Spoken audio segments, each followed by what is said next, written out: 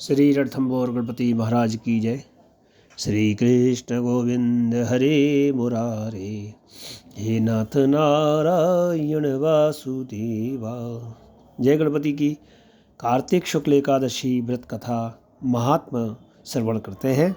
आज कार्तिक शुक्ल एकादशी है और देव प्रबोधिनी एकादशी के नाम से जानी जाती है।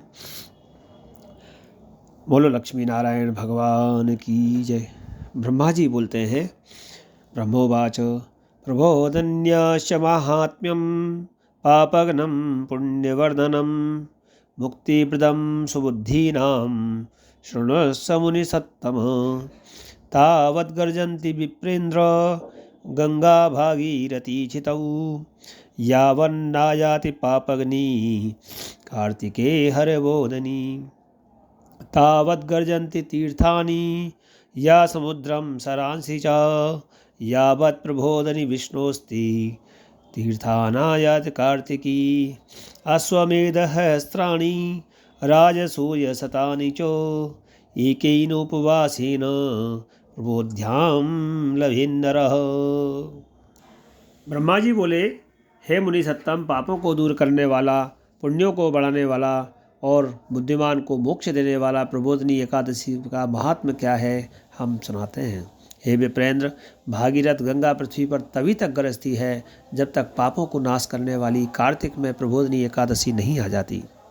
तीर्थ समुद्र सरोवर तभी तक गरजते हैं जब तक कार्तिक की प्रबोधनी एकादशी नहीं आ जाती। 1000 अश्वमेध और 100 राजसूय फल मनुष्य को प्रबोधनी के एकादशी के व्रत करने से मिलता है। नारद जी कहते हैं, एक बार भोजन करने से क्या पुण्य होता है? हे पितामह, नक्त भोजन और उपवास से क्या पुण्य फल होता है, सो हमसे कहिए। ब्रह्मा जी बोले, एक बार भोजन करने से 1 जन्म का पाप दूर होता है, सायंकाल भोजन करने से 2 जन्म के पापों का नाश और उपवास से 7 जन्म तक के पाप नाश होते हैं। हे पुत्र, जो वस्तु त्रिलोकी में कठिनता से मिलती है और जो मिल नहीं सकती, जो दिखाई नहीं देती, ऐसी वस्तु को प्रबोधनी देती है। सुमेरु और मंदराचल पर्वत के समान पापों को यह पापनाशनी एकादशी भस्म कर देती है। हजारों पूर्व जन्मों में किए हुए दुष्कर्मों को के कारण जागरण करने से वह सारे दुष्कर्म रुई की ढेर की तरह प्रबोधनी उनको जला देती है। हे मुनि शार्दूल, जो स्वभाव से विधिपूर्वक प्रबोधनी का उपवास करता है उसको वैसा फल मिलता है, वैसा ही प्राप्त होता है जैसा वो मन में संकल्प करता है। हे मुनि श्रेष्ठ, जो मेरे कथन के अनुसार थोड़ा सा भी सुकर्म करता है उसको सुमेरु के समान फल मिलता है।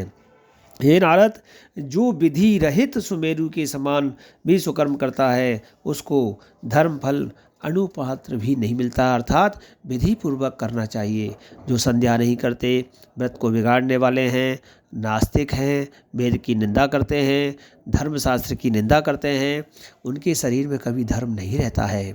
जो मूर्ख, उपकार को न मानने वाले, धोखा देने वाले मनुष्यों के शरीरों में भी धर्म नहीं रहता है। अतः धर्म जहाँ रहे उसके अनुसार कार्य करना चाहिए। तो जो गुरु और ब्राह्मणों को अहंकार दिखलाता है उसका पुण्य शीघ्र ही नष्ट हो जाता है और संतान, धन आदि की हानि होती है। बुरे आचरण करने वाले लोगों को यमलोक में वास होता है। हे वत्स, स्वागत, आसन, भोजन से जिन मनुष्य का धर्म नष्ट हो गया है उनकी कीर्ति, आयु, संतान, सुख नष्ट हो जाते हैं। जो नीच मनुष्य साधुओं का निरादर करते हैं, धर्म अर्थ काम से हीन होकर नरक की अग्नि में भस्म हो जाते हैं। जो साधुओं का अपमान करके प्रसन्न होते हैं और जो अपमान करने वालों को नहीं रोकते हैं उनके भी कुल में हानि होती है। सठ, चुगलखोर, भ्रष्टाचारी, इनकी दान और हवन करने से भी गति नहीं होती। इसलिए जिससे संसार में निंदा हो ऐसा कोई बुरा कार्य नहीं करना चाहिए। अच्छे कर्म करने चाहिए जिससे धर्म नष्ट ना हो। तो जो कोई मन में कुछ सोचते हैं कि हम प्रबोधनी का व्रत करेंगे, तो ऐसा विचार करने से ही उनके 100 जन्म के पाप नष्ट हो जाते हैं विचार करने मात्र से। जो कोई प्रबोधिनी की रात्रि को जागरण करते हैं वह बीते हुए वर्तमान और भविष्य के 10,000 कुल विष्णु लोक में पहुंच जाते हैं और उनके पितृगण पूर्व जन्म के कर्मों से प्राप्त हुए नरकों के दुखों से छूटकर विष्णु लोक में प्रसन्न होकर सुशोभित होकर निवास करते हैं। हे मुनि, ब्रह्महत्या से लेकर बड़े पापों को करने वाला मनुष्य भी विष्णु भगवान के जागरण करने के से पाप से छूट जाता है। जो अश्वमेध आदि सुंदर यज्ञों के फल नहीं मिलता है वह प्रबोधिनी का जागरण करने से सहज में ही मिल जाता है। सब तीर्थों में स्नान करने और गौ स्वर्ण पृथ्वी का दान करने से वह फल नहीं मिलता जो एकादशी के जागरण से मिल जाता है। हे मुनि शार्दूल, जिसने कार्तिक में प्रबोधिनी का व्रत किया है वही पुण्यात्मा और कुल को पवित्र करने वाला उत्पन्न हुआ है। जैसे मनुष्यों को मृत्यु निश्चित है वैसे ही धन का नाश भी निश्चित है। यह समझकर मुनिश्रेष्ठ एकादशी का व्रत उपवास अवश्य करना चाहिए। जो विधि पूर्वक प्रबोधिनी का व्रत करते हैं उनके घर में त्रिलोकी के सब तीर्थ आ जाते हैं। सब कामों को छोड़कर भगवान के प्रसन्न करने के लिए कार्तिक में सुंदर प्रबोधिनी का व्रत करना चाहिए। जो प्रबोधिनी एकादशी का व्रत करते हैं वही ज्ञानी, योगी, तपस्वी और जितेंद्रिय हैं। उसी को भोग और मोक्ष मिलता है। यह एकादशी विष्णु की प्यारी है और धर्म के सार को देने वाली है। इसका एक बार व्रत करने से ही मोक्ष का भागी हो जाता है। जातक, हे नारद, प्रबोधिनी का उपवास करने से मनुष्य फिर जन्म नहीं लेता, इसलिए सब धर्मों को छोड़कर इसका उपवास करना चाहिए। मन, क्रम, वचन, वाणी से जो कुछ पाप हो गया है उसकी प्रबोधिनी के जागरण से भगवान दूर कर देते हैं। हे वत्स, प्रबोधिनी के दिन मनुष्य के भगवान के निमित्त स्नान, दान, जप, होम जो कुछ करते हैं वह सब अक्षय फल होता है। जो मनुष्य एकादशी का व्रत करके भक्ति से भगवान का पूजन करते हैं उनके 100 जन्म के पाप कष्ट दूर हो जाते हैं। हे पुत्र, यह व्रत बड़े बड़े पापों के समूहों को नष्ट करने वाला है। प्रबोधिनी के दिन इसका विधि पूर्वक उपवास करना चाहिए और इस व्रत के से भगवान को प्रसन्न करके दशों दिशाओं में जो प्रकाश हुआ करता है वैसा प्रकाश होता है और जातक जीव विष्णु लोक को जाता है। हे मनुष्यों में श्रेष्ठ, कांति की इच्छा करने वाले मनुष्यों को कार्तिक में प्रबोधिनी का व्रत यत्न पूर्वक करना चाहिए। हे वत्स, बाल्यावस्था, युवावस्था, वृद्धावस्था में किए हुए थोड़े अथवा बहुत से जन्म के पापों को, हे नारद, सूखे, गीले और छिपे हुए सभी पापों को भक्ति से भगवान का पूजन करके नष्ट कर दिया जाता है। यह पवित्र एकादशी धन धान्य को देने वाली और सब पापों को दूर करने वाली है। भक्तिपूर्वक इसका व्रत करने से जो कोई मनुष्य के लिए वस्तु दुर्लभ है वह कुछ दुर्लभ नहीं रहता है। सूर्य और चंद्र के ग्रहण में स्नान दान से जो फल मिलता है और उससे 1000 गुना अधिक फल एकादशी के जागरण से मिलता है। प्रबोधिनी के दिन स्नान, दान, जप, होम, स्वाध्याय, भगवान का पूजन, इनमें जो कुछ भी किया जाए उसका करोड़ों गुना फल मिलता है। कार्तिक को एकादशी का व्रत न करने से जन्म भर का किया हुआ पुण्य भी क्षीण हो जाता है। हे नारद, जो मनुष्य कार्तिक में नियम और विष्णु का पूजन नहीं करता उनको जन्म भर के किए हुए पुण्यों का फल नहीं प्राप्त हो पाता है। हे विप्रेंद्र, इसलिए सब कामनाओं को पूर्ण करने वाले जनार्दन भगवान की यत्न से सेवा करनी चाहिए। हे विप्रेंद्र, जो विष्णु का भक्त कार्तिक में पराय अन्य को स्वीकार नहीं करता उसको चांद्रायण व्रत का फल मिलता है। कार्तिक में मधुसूदन जैसे शास्त्र की कथा वार्ता से भगवान प्रसन्न होते हैं वैसे यज्ञ और हाथी आदि के दान से भी नहीं हो पाते। जो मनुष्य कार्तिक में विष्णु भगवान की लीला कथाओं को श्रवण करता है और पूरी आदि 1/4 श्लोक मात्र भी उनका स्मरण कर लेता है, सुन लेता है, उसके 100 गौदान का फल उसको प्राप्त हो जाता है। हे मुनि, कार्तिक के महीने में सब धर्मों को छोड़कर भगवान के सामने बैठकर कथा श्रवण, लीला श्रवण करनी चाहिए। हे मुनि शार्दूल, कल्याण के लिए अथवा धन के लोभ से जो कार्तिक में भगवान की कथा कहते ही सुनते हैं उनका भी सैकड़ों कुलों का उद्धार हो जाता है।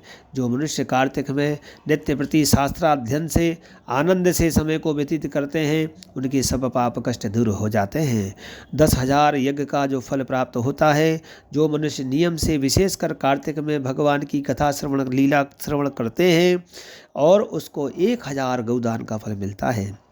जो भगवान के प्रबोध से के दिन प्रबोधनी एकादशी के दिन भगवान की लीलाओं को श्रवण करते हैं उनको सप्तद्वीप युक्त पृथ्वी के दान का फल मिलता है। हे मुनि शार्दूल, जो मनुष्य सुंदर विष्णु भगवान की कथा लीला को सुनकर यथाशक्ति वक्ता का पूजन करते हैं और उनको सनातन स्वर्गलोक की प्राप्ति होती है। ब्रह्मा जी का वचन सुनकर फिर नारद जी बोले, हे स्वामिन, हे नरोत्तम, एकादशी की विधि मुझसे कहिए।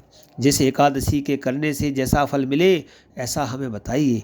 नारद जी का वचन सुनकर ब्रह्मा जी कह रहे हैं, हे द्विजोत्तम, एकादशी को प्रातःकाल उठकर दातुन स्नान करके नदी तालाब कुआं बावड़ी घर में स्नान करके गंगा जल के द्वारा केशव भगवान का पूजन करें और फिर भगवान की कथा लीलाओं को श्रवण करें। हे महाभाग, नियम के लिए भगवान के सामने यह मंत्र पढ़ें। एकादश्याम निराहार इसे त्वाहनि परे हम मोक्षयामी पुंडरीकाक्ष शरणम मे भावच्युतम। इस प्रकार भगवान के सामने यह मंत्र बोलना चाहिए कि एकादशी को निराहार व्रत करके दूसरे दिन भोजन करूँगा। हे पुंडरीकाक्ष, मैं आपकी शरण में हूँ, आप मेरी रक्षा करें। इस प्रकार चक्रधारी भगवान के सामने मंत्र बोलें, प्रार्थना करें, भक्तिभाव से प्रसन्नतापूर्वक उपवास करें। रात्रि में भगवान के समीप बैठकर जागरण करें। हे मुनि, जो गाता है, भगवान की लीलाओं पर नाचता है, बाजे बजाता है अथवा भगवान की कथा कीर्तन श्रवण करता है, सुनता है, वह पुण्यात्मा तीनों लोकों के ऊपर निवास करता है। कार्तिक में प्रबोधनी के दिन बहुत से फूल, फल, कपूर, अगर, कुमकुम से भगवान का पूजन करना चाहिए। हे मुनि सत्तम, एकादशी के दिन लोभ नहीं करना चाहिए, निर्लोभ होकर के दान करना चाहिए, इससे असंख्य पुण्य फल प्राप्त होता है। एकादशी के जागरण से अनेक प्रकार के सुंदर फलों से भगवान का पूजन और शंख से जल भरकर जनार्दन भगवान को अर्घ देना चाहिए। सब तीर्थों में स्नान और अनेक प्रकार के दान करने से जो फल होता है वह करोड़ गुना फल प्रबोधनी में अर्घ देने मात्र से मिल जाता है। जो दिव्य अगस्त्य के, अब बताइए फूलों के बारे में बताएंगे कि कौन सा फूल चढ़ाने से क्या मिलता है। हे मुनि श्रेष्ठ, जो दिव्य अगस्त्य के फूलों से जनार्दन भगवान का पूजन करते हैं उनके लिए इंद्र भी हाथ जोड़ता है और कहते हैं कि तपस्या से प्रसन्न होकर भगवान वह फल नहीं देते जो अगस्त्य के फूलों से श्रृंगार करने से देते हैं। हे कलिवर्धन, जो कार्तिक में भक्तिपूर्वक भगवान को बेलपत्र चढ़ाते हैं, बेलपत्र से पूजन करते हैं, उनकी मुक्ति हो जाती है। वह वत्स कार्तिक में, और जो भगवान को तुलसी के पत्ते और फूल से जनार्दन की पूजा करते हैं उनकी 10,000 वर्ष के पाप भस्म हो जाते हैं। तुलसी के विषय में कहते हैं कि तुलसी दर्शन, स्पर्श, ध्यान, कीर्तन, नमस्कार, स्तुति करने से, पौधा लगाने से, सींचने से और नित्य पूजन करने से तुलसी शुभ फल देती है। जो नित्य प्रति तुलसी की 9 प्रकार से भक्ति करते हैं वे करोड़ों युग तक वैकुंठ में निवास करते हैं। हे मुनि, लगाई हुई तुलसी की जितनी जड़ फैलती है उतने ही 1000 युग तक उसका पुण्य भी फैलता है। हे मुनि, जिन मनुष्यों की लगाई हुई तुलसी की जब तक शाखा, प्रशाखा, बीज, पुष्प, पत्ते भूमि पर गिरकर बढ़ते हैं उनके कुल में जो पैदा हो चुके हैं, जो पैदा होंगे, वे 1000 कल्प तक वैकुंठ में निवास करते हैं। जो कदम्ब के फूल से भगवान की पूजा अर्चना करते हैं वे चक्रधारी भगवान की कृपा से यमलोक को नहीं जाते। कदम्ब के फूल को देखकर केशव भगवान बड़े प्रसन्न होते हैं। हे विप्र, यदि सर्व कामनाओं को देने वाले भगवान का कदम्ब के फूलों से पूजन कर दिया जाए तो फिर कहना ही क्या है। फिर भगवान कहते हैं कि कार्तिक में गुलाब के फूलों से जो परम भक्ति से भगवान का पूजन करते हैं वह मुक्ति का भागी हो जाते हैं और बकुल और अशोक के फूलों से जो जगत के स्वामी भगवान का पूजन करते हैं उनको जब तक सूर्य चंद्रमा है तब तक शोक नहीं होता। जो सफ़ेद लाल कनेर के फूलों से भगवान जगन्नाथ की पूजा करते हैं उनके चारों युगों में केशव भगवान प्रसन्न रहते हैं। और जो बड़भागी मनुष्य केशव के ऊपर आम का बौर चढ़ाते हैं उनको करोड़ योग गौदान का फल मिलता है। जो दूब अंकुर से भगवान का पूजन करते हैं उनको पूजा का 100 गुना फल मिलता है। हे नारद, जो छेकुर के पत्तों से सुखदाई भगवान का पूजन करते हैं वे भयंकर यमलोक के मार्ग से सरलता से पार हो जाते हैं। और जो वर्षा ऋतु में चंपा के फूलों से केशव भगवान का पूजन करते हैं वे मनुष्य फिर संसार में जन्म नहीं लेते। हे विप्रेंद्र, जो मनुष्य जनार्दन भगवान के ऊपर पकड़ी का फूल चढ़ाते हैं उनको एक पल स्वर्ण चढ़ाने का फल मिल जाता है। और जो मनुष्य सुनहरी केतकी का फूल भगवान पर चढ़ाते हैं गरुड़ध्वज भगवान उसके करोड़ों जन्मों के पापों को भस्म कर देते हैं।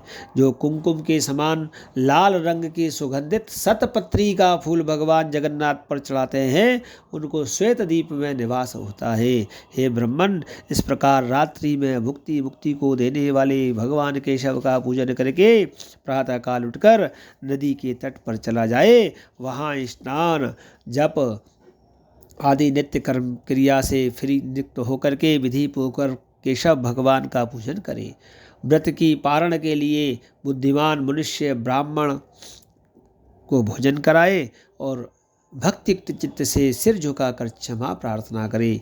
फिर भोजन वस्त्र से गुरु की पूजा करनी चाहिए और चक्रपाणी भगवान से प्रसन्न करने के लिए दक्षिणा और गौदान आदि देना चाहिए। ब्राह्मणों को यत्नपूर्वक भूषी की दक्षिणा देनी चाहिए। जो वस्तु छोड़ी है उन नियमों को ब्राह्मणों के सामने छोड़ना चाहिए। ब्राह्मणों के सामने उस नियम को कहकर यथाशक्ति दक्षिणा दे। हे राजन, नक्त भोजी मनुष्य अच्छे ब्राह्मण को भोजन करावें। अयाचित नियम में स्वर्ण सहित बैल का दान करें। जिसने जो शाकाहारी ब्राह्मण हैं उनको गौ दान करना चाहिए।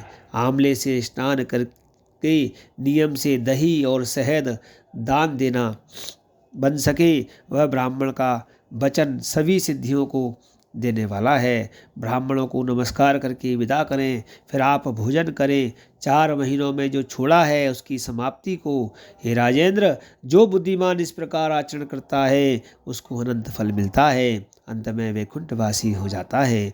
जो मनुष्य चातुर्मास के नियम को निर्विघ्न समाप्त कर देता है वह कृतकृत्य हो जाता है, इस संसार में जन्म नहीं लेता है अर्थात मुक्त हो जाता है। हे महिपाल, ऐसा करने से व्रत पूर्ण हो जाता है। यदि व्रत को करते समय कोई त्रुटि हो जाए तो भगवान से क्षमा प्रार्थना करनी चाहिए।